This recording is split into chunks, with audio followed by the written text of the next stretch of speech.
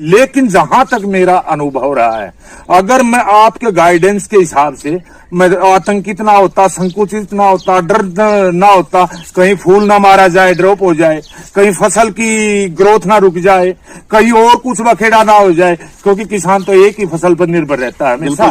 तो उस कारण से मैं ज्यादा पैदा करने की और अच्छा पैदा करने की, उससे सिर्फ ये नहीं होगा कि हमारी प्रोडक्शन बढ़ेगी, उसका अगर क्वालिटी बढ़ेगी तभी तो प्रोडक्शन बढ़ेगी, उसकी न्यूट्रिशन वैल्यू पूरी होगी तभी तो प्रोडक्शन बढ़ेगी। बिल्कुल सही। हाँ, तो ये कई चीजें हैं, किसान को तो अब हाथ पैर तो वो मार रहा है बेचारा, लेकिन जानकारी उसको नहीं है। किसान साथियों, आज 11 मार्च है और 11 मार्च को मैं जिस फील्ड के अंदर खड़ा हूँ, ये टमाटर का फील्ड है।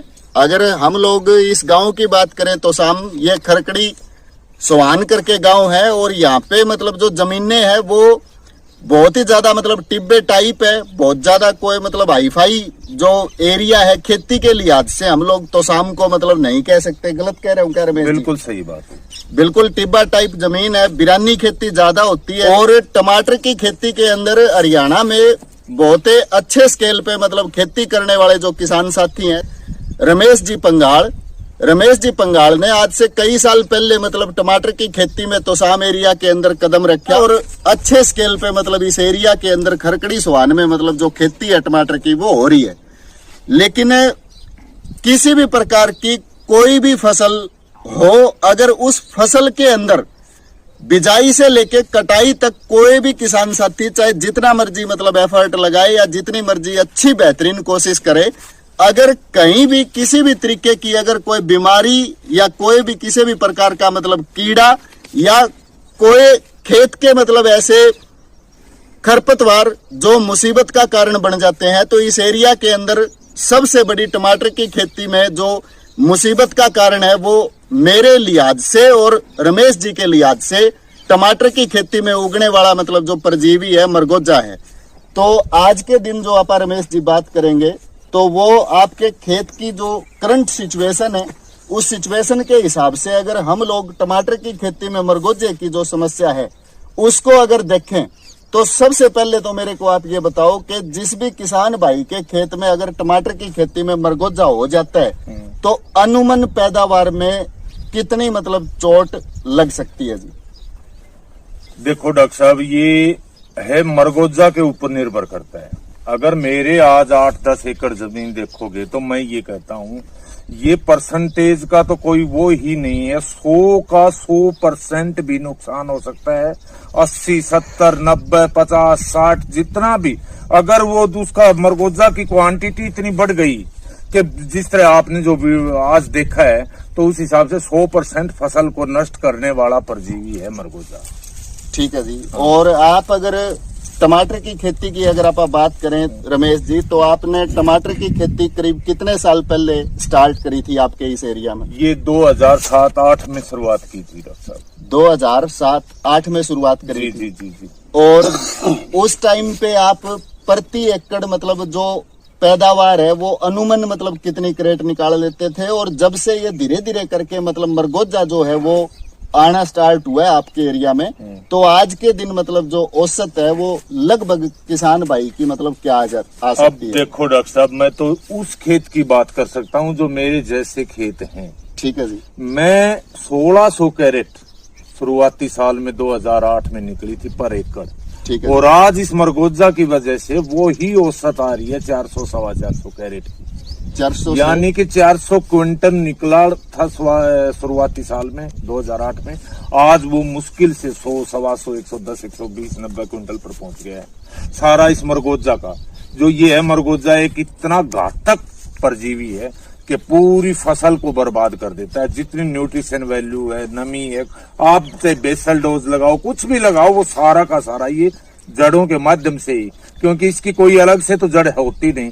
ये चाहे सरसों हो, ये अपना टमाटर हो या और फसल हो, ये तो इसका तो जीवन चक्कर ही किसी दूसरे पौधे की जड़ में जन्म लेकर के उसी के सहारे चलता है। जैसे अमर बेल हुआ करती थी हमारे हरियाणा, बहुत बढ़िया, उसका जमीन से कोई संपर्क नहीं रहता। बहुत ही बढ़िया मतलब पॉइंट आपने बताया रमेश जी। मैं जितने भी किसान साथी सरसों की जो रूखड़ी, मरगोजा या बुंदड़िया जिसको जानते हैं, अपने एरिया में सरसों की जो अपनी खेती है उसके अंदर रूखड़ी, मरगोजा या बुंदड़िया की बहुत ज्यादा मतलब समस्या किसान भाई को हल्के जो एरिया है या हल्की जमीन वाले जो क्षेत्र है उसमें देखने को मिलती है। लेकिन सरसों की खेती के साथ साथ टमाटर की जो खेती है उसके अंदर भी जैसे रमेश जी बता रहे हैं कि मरगोजे का बहुत ही ज्यादा मतलब जो नुकसान है फसल के अंदर देखने को मिलता है। और अब की बार रमेश जी ने, हालांकि पिछले साल भी कुछ प्रैक्टिकल इन्होंने हमारे साथ किए थे, लेकिन अब की बार जो रमेश जी हैं इन्होंने एक रिसर्च आर्टिकल मैं आपको दिखा देता हूं किसान साथियों। ये रिसर्च आर्टिकल इजराइल के अंदर हुआ था और इजराइल के भी ministry of agriculture and rural development Israel के अंदर मतलब ये मरगोजे की जो रिसर्च है वो हुई और इसको रीवैलिडेट मतलब अपने खेत के अंदर करी रमेश जी पंगाल ने।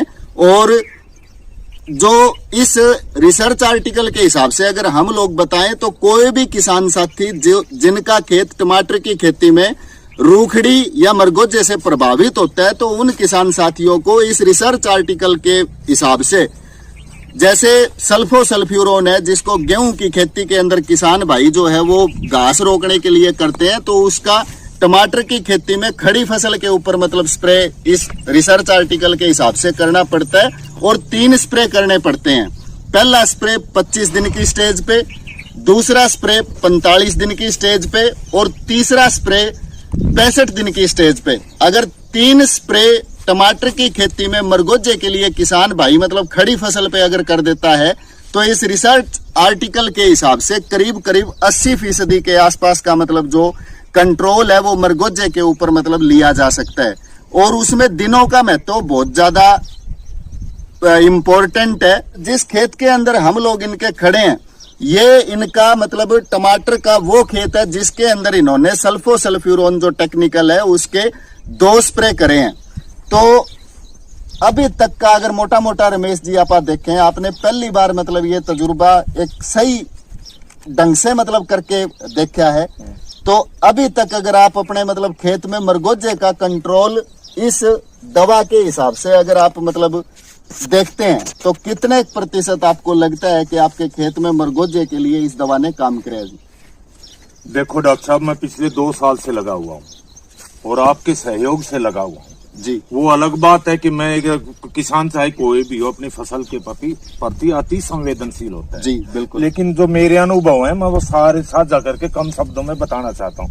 पहली बात तो किसान भाई ये ध्यान रखें, जितने भी किसान भाई हैं, मैं इस बेल्ट की, इस एरिया की, इस वातावरण की, इस क्लाइमेट की और इस सीजन में लगने वाली टमाटर की फसल की ही बात करूंगा। मैं उस बेल्ट की 80 से आगे की बेल्ट की बात नहीं करूंगा या छत्तीसगढ़ की और उधर की बात नहीं करूंगा। जहां नहीं है जिस वातावरण में, जिसमें मतलब क्लाइमेट में ये फसलें और जिस जैसा भूमि का आप देख सकते हो उसकी बात करूंगा। पिछले 2 साल से मैंने डर के आपके अनुसार नहीं किया पिछली साल भी, लेकिन मेरे को फायदा देखने को मिला। सल्फोसल्फ्यूरान का 1 स्प्रे किया, वो शायद 60 दिन बाद किया पहला स्प्रे। आप काफी लेट हो गए थे। दूसरा मैंने शायद 80 दिन बाद किया था, लेकिन उसमें मैं जो उसके एवज में उससे पिछली साल बिल्कुल 0 रह गया था, तो वहां पर निकाला मैंने 50% के आसपास, पिछली साल भी निकाला, पैदावार निकाला। हाँ, इस साल मैंने ऐसे भी खेत हैं जिनमें 75 दिन बाद किया, 1 स्प्रे किया, ऐसे भी हैं 2 किए, और ऐसा तो नहीं है कि 3 किए, लेकिन जो 2 किए वो डोज कम रखी। अगर मैं पहला स्प्रे 25 दिन पर, दूसरा स्प्रे 45 दिन पर और तीसरा स्प्रे मैं 65 दिन पर लेता, अगर मैं पहली डोज 13 ग्राम, दूसरी डोज 26 ग्राम और तीसरी डोज में 39 या 40 ग्राम लेता, तो मेरे अनुभव के और मेरे जितना भी मैंने करके देखा आपके सहयोग के माध्यम से, तो लगभग 90% जो डर है मरगोजा का, वो टमाटर की फसल में। एक बात और, ये सरसों के लिए अप्लाई नहीं है, उसके लिए रिकमेंड नहीं है, उसके लिए अलग से कोई होगा, लेकिन टमाटर में 90% हम जीत सकते हैं, फसल को बचा सकते हैं, फसल को बेहतर कर सकते हैं। इसमें जो दिक्कत आएंगी तो पूरी बात तो करेंगे तो विस्तार से बहुत लंबी वीडियो बन जाएगी, लेकिन जहां तक मेरा अनुभव रहा है, अगर मैं आपके गाइडेंस के हिसाब से मैं आतंकित ना होता, संकुचित ना होता, डर ना होता, कहीं फूल ना मारा जाए, ड्रॉप हो जाए, कहीं फसल की ग्रोथ ना रुक जाए, कहीं और कुछ बखेड़ा ना हो जाए, क्योंकि किसान तो एक ही फसल पर निर्भर रहता है हमेशा। तो उस कारण से मैं अब पछता रहा हूं कि मैंने 3 स्प्रे टाइम के ऊपर नहीं किए। तो किसान साथियों, जहां तक मैं कोई व्यापारी नहीं हूं, अगर इनके गाइडेंस में, इनकी देख रेख में किया जाए, अकेला वो नहीं करना आपको, उसके साथ कोई ग्रोथ रेगुलेटर, ग्रोथ प्रमोटर कुछ भी लेकर के करना है, ताकि पौधे के ऊपर इसका उल्टा असर ना पड़े। तो ये चीज विस्तार से डॉक्टर साहब बाद में बता देंगे। मैं मेरे अनुभव जो थे, मैंने पिछले 2 साल में जो देखा वो आपको बता एक रमेश जी, जैसे खेती तो हम लोग भी कर रहे हैं और हजारों मतलब किसानों के संपर्क में भी मतलब रहते हैं। मेरा तो पर्सनली मतलब मानना ये है कि आज के दशक की अगर आप बात करें तो खेती में किसान भाई मतलब गलती कहाँ करते हैं, पानी लगा दिया जब जरूरत पड़ी, जब हल्की फसल दिखी तो अपना मतलब जरूरत के हिसाब से जो भी उसके समझ में आया मतलब यूरिया का छिट्टा मार दिया।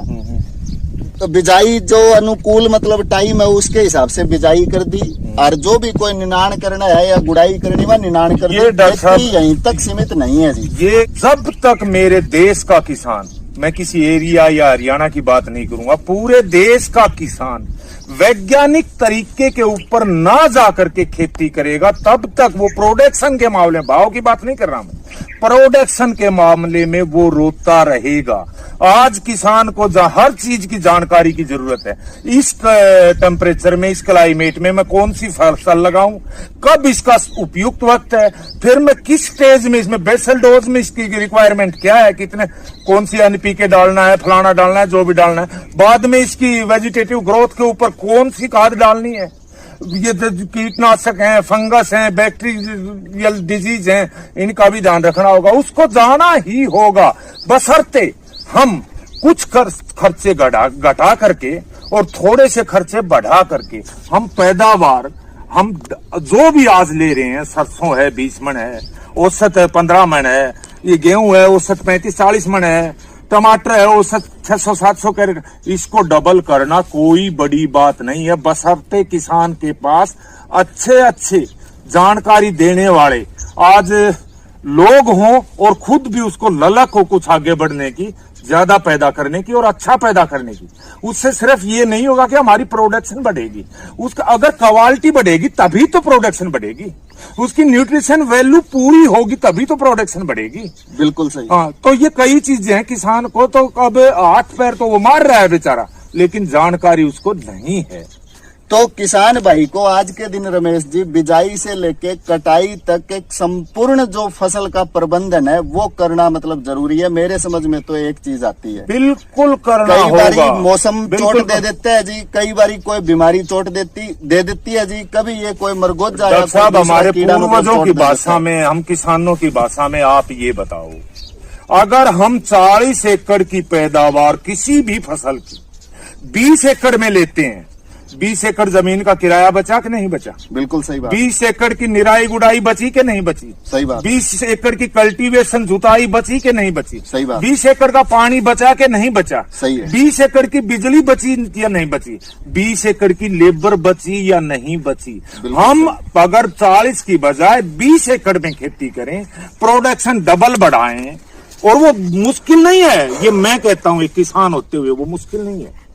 खेती पाठशाला CCS HAU एल्यूमिनाई के इस YouTube चैनल से इस साल हम लोग अपनी जो आगामी मतलब आने वाली फसल है, ये जस्ट एक हमने मतलब एग्जाम्पल दिखाया है कि किसान भाई अगर मतलब प्रॉपर ढंग से अगर टेक्निकल तरीके से अगर खेती करे तो वो किसी भी प्रकार की जो बीमारी या कीट पतंगे या XYZ खेती में कुछ भी अगर होता है तो उस सिचुएशन के दौरान भी मतलब अच्छी पैदावार ले सकता है। इस बार चौधरी चरण सिंह हरियाणा एग्रीकल्चर यूनिवर्सिटी को जो 17 मार्च और 18 मार्च को 2 दिवसीय जो किसान मेला लग रहा है, इस किसान मेले के अंदर हम लोग अपनी जो अर्बोइंट इंटरनेशनल सॉल्यूशंस की मतलब जो स्टॉल है, उस स्टॉल के ऊपर आगामी जो अपनी फसलें हैं उनके बिजाई से लेके कटाई तक मतलब एकीकृत फसल प्रबंधन का मतलब जो कंसेप्ट है वो किसान भाइयों को समझाने की कोशिश करेंगे। और आप हमारी मतलब स्टॉल पे भी आए और बिजाई से कटाई तक का आपकी जो अलग अलग फसलें आप अपने अपने एरिया में मतलब लगाते हैं, कई देसी कपास लगाते हैं, कई नरमा लगाते हैं, कई धान लगाते हैं, कई रमेश जी जैसे टेक्निकल फार्मर है जो मतलब सब्जियों की खेती करते हैं। तो हर एक प्रकार की खेती में एकीकृत फसल प्रबंधन का मतलब जो कंसेप्ट है वो कंसेप्ट समझने के लिए हमारी आप सारे किसान साथियों से मतलब हाथ जोड़ के विनती है कि 2 दिवसीय जो ये हरियाणा एग्रीकल्चर यूनिवर्सिटी का मतलब जो किसान मेला है, इसमें हमारी अर्बोइंट इंटरनेशनल सॉल्यूशंस की मतलब जो स्टॉल है उस पे एकीकृत फसल प्रबंधन की मतलब जो प्रदर्शनी है अलग अलग फसलों की वो देखने के लिए मतलब जरूर आए। लास्ट तक मैंने ये कहा है कि शुद्ध लाभ जो किसान का होगा वो 20 एकड़ वाले किसान का 60, 70 या 80 एकड़ वाले किसान से ज्यादा होगा, जिसको हम पेवर प्रॉफिट और शुद्ध लाभ कहते हैं। अगर वैज्ञानिक विधि से जाया जाए और किया जाए तो स्कीमें अब वैज्ञानिक तकनीक इतनी आगे बढ़ चुकी है कि पता नहीं, कोई हाइड्रोपोनिक बगैर जमीन के ही खेती की जा रही है, मल्चिंग से खेती की जा रही है, ड्रिप से खेती की जा रही है, मिनी स्प्रिंकलर से की जा रही है, माइक्रो इरिगेशन से की जा रही है, पता नहीं कितनी तरह से खेती की जा रही है। ये मुश्किल नहीं है। अगर आप 20 एकड़ की क्वालिटी, जैसे मैंने एक बताया 20 एकड़ बराबर 60, 70, 80 एकड़ वाला, 20 एकड़ की क्वालिटी अच्छी होगी तो आपका भाव में ही इजाफा हो जाएगा। 20 एकड़ का पकेवा, जिसने हमारे बूढ़े कहा कर दे, पकेवा बढ़िया होगा तो उसकी प्रोडक्शन में ऑटोमेटिक 60 से 70% प्रोडक्शन बढ़ जाएगी। बाकी आप जिस तरह वैज्ञानिक विधि से करोगे तो ये मुश्किल नहीं है, असंभव नहीं है, हो सकता है।